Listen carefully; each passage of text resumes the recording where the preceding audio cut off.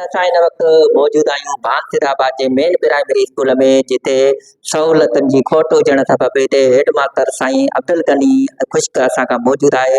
उन सां ॻाल्हि ॿोल कंदासीं त हुनजो छा चवणु आहे। बिस्मिल्लाहिर्रहमानिर्रहीम वालिदवा अस्सलाम वालेकुम ऐं सभिनी भान वासिन ऐं ॿारहाड़ी जे वालिदेन खे अस्सलाम वालेकुम हुजे। सभिनी वालिदेन खे गुज़ारिश कयूं था त असांजो गवर्नमेंट मेन प्राइमरी स्कूल भानसिदाबाद ऐं ओवरऑल सॼी सिंध तालीम जो जेके मोकलूं हुयूं ख़तमु थी वियूं आहिनि ऐं हाणे स्कूल हलनि पिया प्रॉपर तरीक़े सां।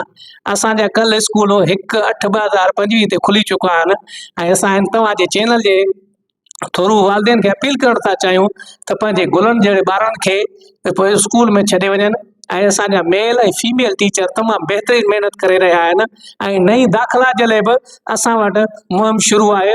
असां सभिनी वरी बि भान वारनि ऐं ॿारहाड़ी जे दोस्तनि खे ऐं वालिदेन खे रिक्वेस्ट था कयूं तव्हांजे चैनल जे थ्रू त असां सां ताउन करे पंहिंजे ॿारनि खे पाबंद कनि ऐं दाख़िला में वधि खां वधि हिसो वठनि। ॿियो हिकिड़ो अर्ज़ु कंदासीं, रिक्वेस्ट कंदासीं त साईं CM सिंध सईद मुराद अली शाह साहिब खां त साईं गवर्नमेंट मेन प्राइमरी स्कूल तमामु बहितरीनु ऐं वॾो आहे।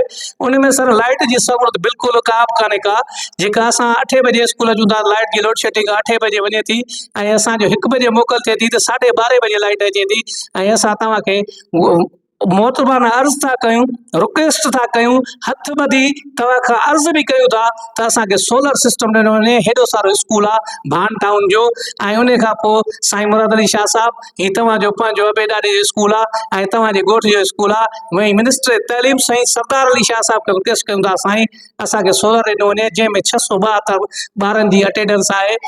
डायरेक्टर हैदराबाद ऐं DO प्राइमरी साईं पानी खान साहिब तव्हांखे बि रिक्वेस्ट कयूं था त असांखे सोलर जे लाइ तव्हां असांखे फॉरवर्ड कयो, दरख़्वास्त फॉरवर्ड कयो या सिफारिश कयो, साईं जन खे रिक्वेस्ट कयो, तव्हांजी मीटिंगूं थींदियूं रहंदियूं आहिनि तीअं असांखे सोलर मिले त ही बचड़ा पढ़ी सघनि ऐं असां बि मुतमिन थियूं, तव्हां बि मुतमिन थींदव। साईं पानी खान साहिब तव्हांखे बार रिक्वेस्ट कयूं था तव्हां पाण स्कूल विज़िट करे आयो ऐं हिन चैनल जे थ्रू साईं मुराद अली शाह खे रिक्वेस्ट कंदो साईं जॾहिं तव्हांजो अचणु थिए त तव्हां विज़िट करे ॾियो। तव्हांजे वाल साहब पाण विज़िट कई हुई, साईं वॾी महिरबानी थींदी, बार इहा ई तव्हांखे इल्तिजाना अर्ज़ु आहे त असांखे सोलर ॾिनो वञे। अचूं था गर्मी घणी आहे, लाइट न हूंदी, सोलर सिस्टम कराए ॾिनो वञे। असां सुबुह जो न लाइट कोन्हे, तमामु गर्मी घणी आहे, सोलर ॾिनो वञे।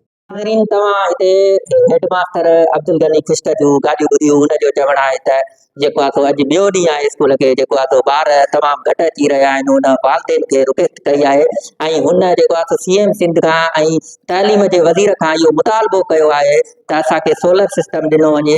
लाइट जो शेड्यूल जेको आहे सो सुबुह जो 9 खां 12 बजे ताईं लाइट न आहे मौजूदु। हिते तमामु गर्मी घणी आहे। कैमरामैन टीम सां गॾु वाजिद अली ॿुधियो, KTV न्यूज़ भानसिदाबाद।